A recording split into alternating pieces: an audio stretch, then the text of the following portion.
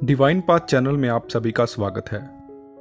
दोस्तों, हम सब जानते हैं कि जब जब इंसान को इस संसार से ऊब पैदा हुई है, तब तब इंसान ने मोक्ष की तलाश शुरू की है। क्योंकि मोक्ष एक ऐसी मनोस्थिति है जहाँ ना तो सुख है और ना ही दुख। वहाँ द्वंद नहीं है, वहाँ तो सिर्फ आनंद ही आनंद है।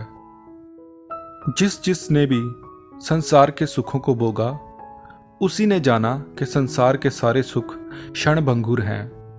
बार बार भोगने के बाद भी मन की संतुष्टि नहीं हो पाती। यही वो कारण था कि भगवान बुद्ध और महावीर ने महलों के सारे ऐशो आराम को त्याग दिया। बुद्ध और महावीर ने संसार का त्याग करने से पहले संसार के सभी सुखों को भोग कर देखा और जाना कि ये सब व्यर्थ है। मगर आजकल बहुत से लोग ऐसे भी हैं जिन्होंने संसार का कोई सुख तो भोग कर कभी देखा नहीं, मगर संत महात्माओं की नकल करके संसार का त्याग कर देते हैं।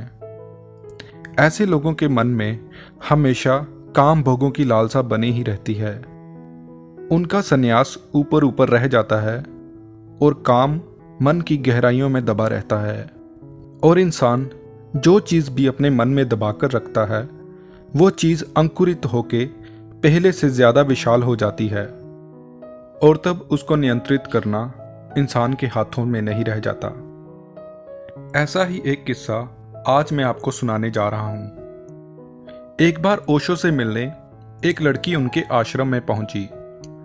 ओशो को अपनी समस्या बताते हुए उस लड़की ने कहा कि उसकी उम्र 40 वर्ष हो चुकी है, मगर आज तक उसने कभी विवाह नहीं किया और ना ही किसी पुरुष से किसी प्रकार का शारीरिक संबंध बनाया।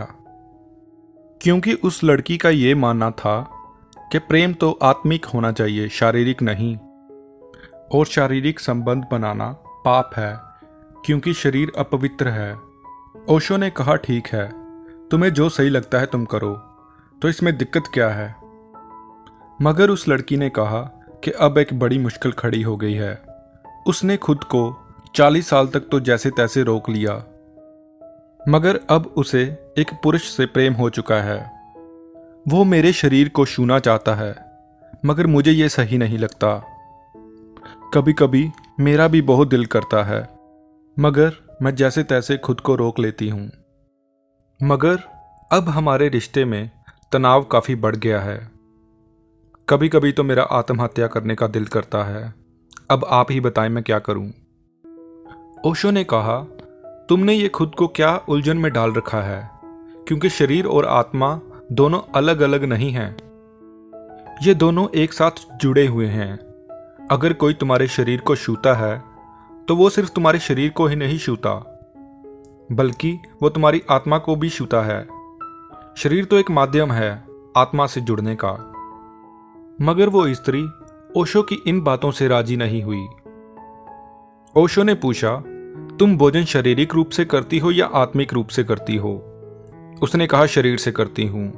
तो ओशो ने कहा, आज से तुम भोजन आत्मा से करना शुरू करो, और आज से कपड़े भी शरीर पर नहीं आत्मा पर पहनने शुरू करो।